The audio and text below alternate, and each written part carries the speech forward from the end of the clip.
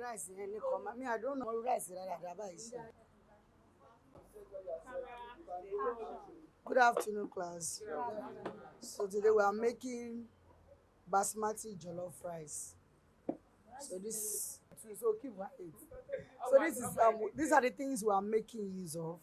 So this is our raw basmati rice. We have our already blended tomatoes, rodo, shombo, onions, fresh ginger and garlic. We've blended it already. This is our chicken, grated garlic and ginger.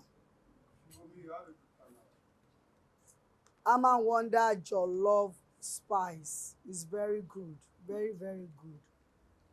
There's Spice City,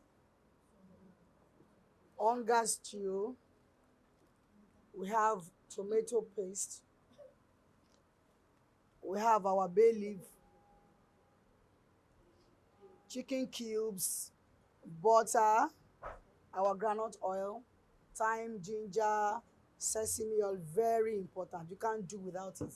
In as much as you are making basmati, if it's Nigerian rice, it's not necessary, but we have to use it for this.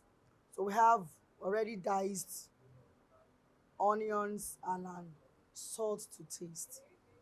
So we start by boiling our rice first so that I can get stock out of it to cook the jollof rice. Thank you.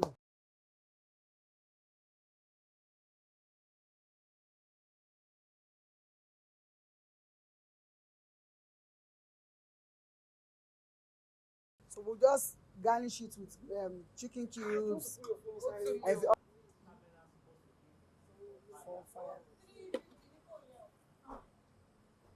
salt.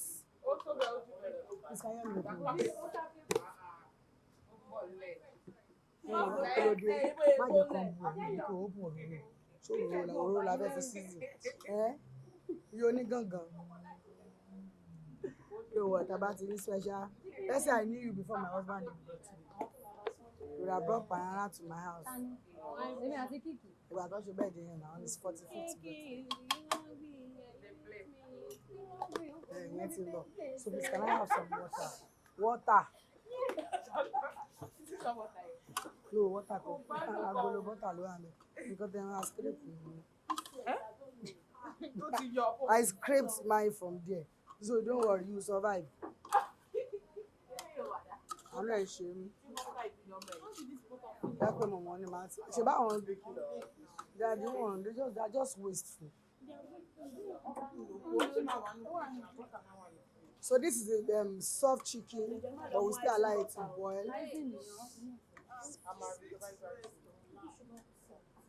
It's lap for anyone. Since we are not grilling, we are not shredding, it's okay.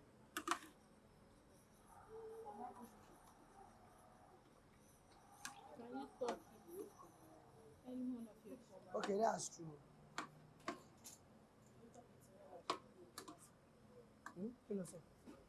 Boiling everything together. So I must buy some of you. So we're about to fry the chicken.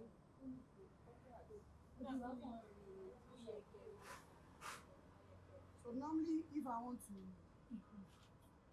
and so that to come out very fine, I discovered that if you fry this thing plainly like this, it looks like all this mama puts normal chicken.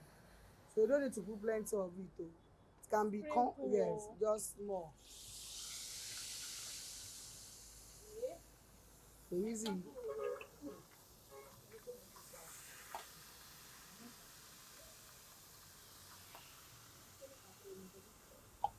Three is 9 that is there. Share it in people. How about you do? What about you share that? Share. Ṣé wọ́n wá help yín ni?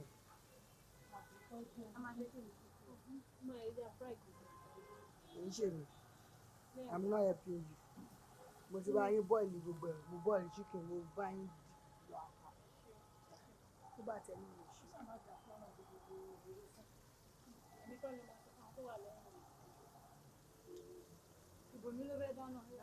You ain't going to look on.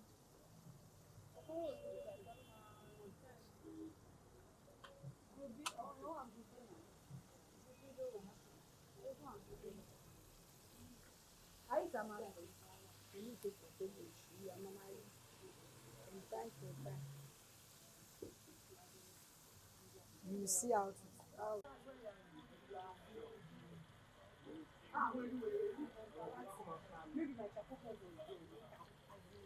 He's the one that is there.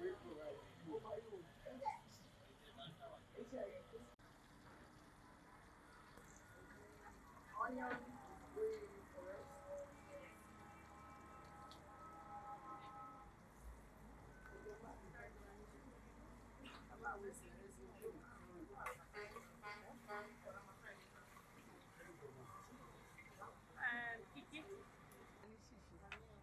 even in our individual outlets in the future,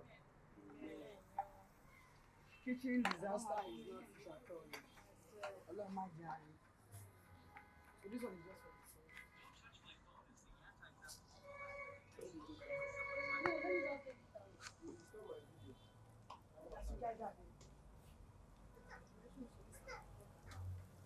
Hello. Hello.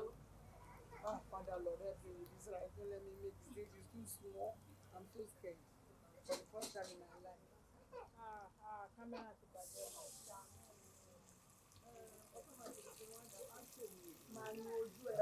All our show. So even this is more than enough for us. Please, can I have share?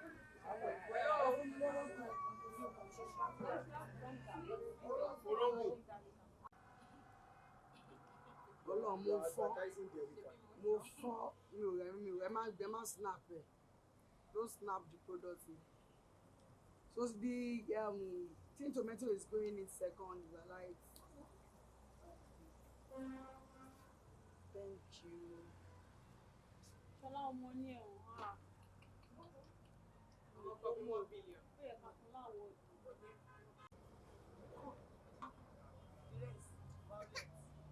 O gbàgbọ́ tó sọ. So what go deserve? Òun gan deserve àwọn ọdún mọ̀ pọ̀ ọmọ burúkú lòun. They play my What pass. mass money for one? Ó máa wọ́n ní jollof rice yìí lọ.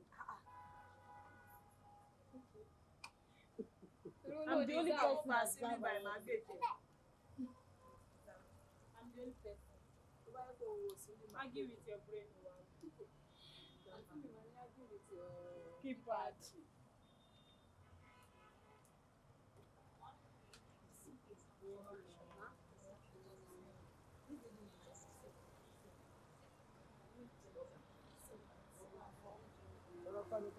Break it. She's going to break by herself.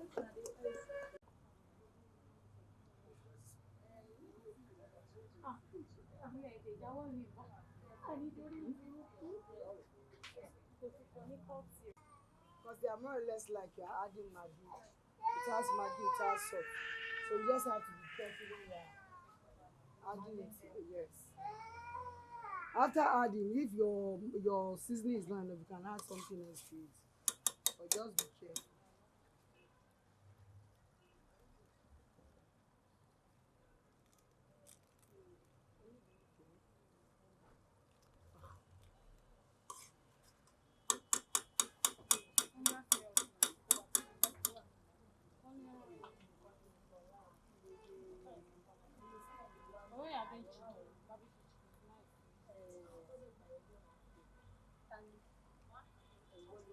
So me, I love this because it's not colored.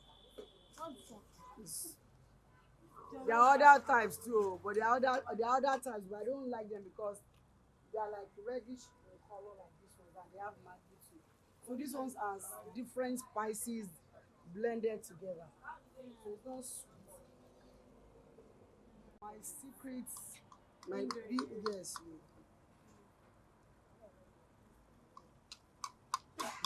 And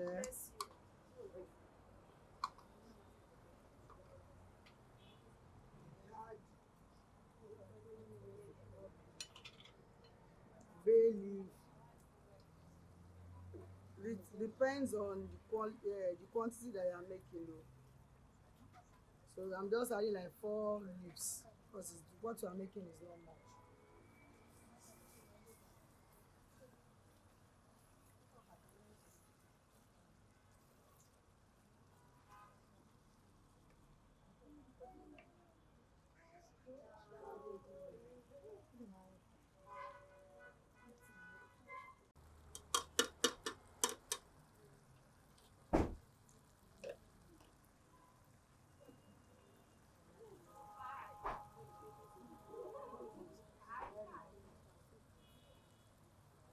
I don't think they stand in that way. Curry masala no more.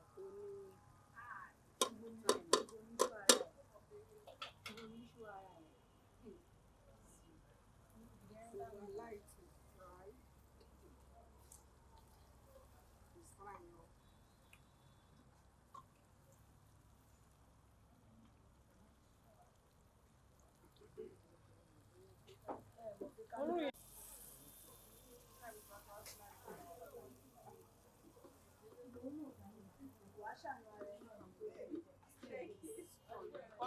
Okay, let me remove this.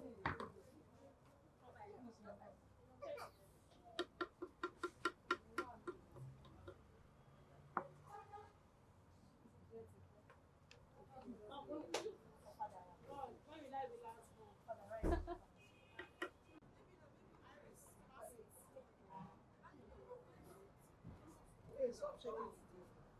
Tóbi ara ò balẹ̀.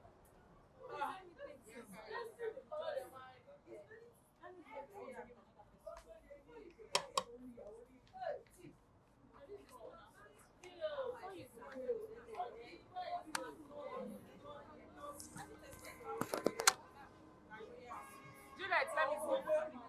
Juju. Peace. You're in this class. Aisha, please let me taste. Aisha, let me taste. How's Kadara supposed to Let me taste. you see this winch baby in the middle.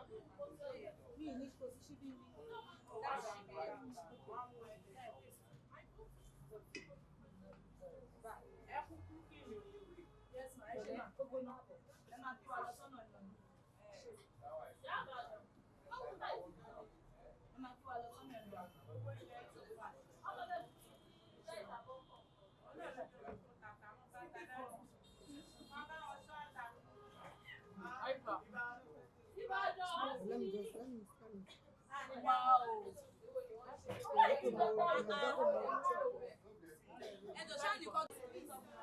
Ẹ máa gbé snap oúnjẹ, ẹ máa pò tẹ̀.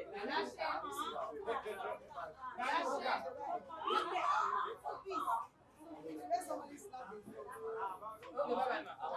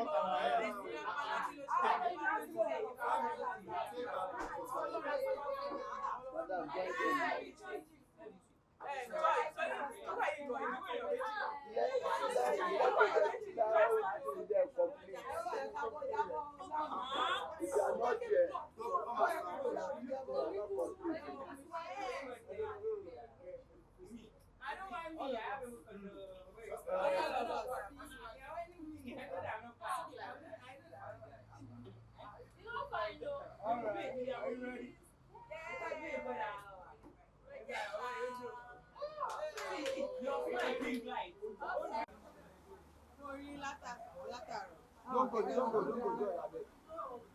where are you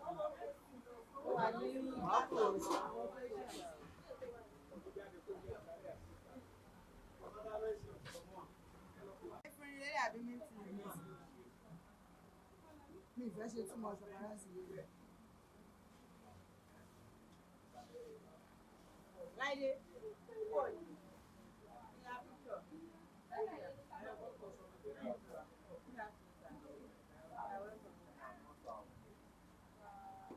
Are you ma? Are you Bobby? No matter who is the type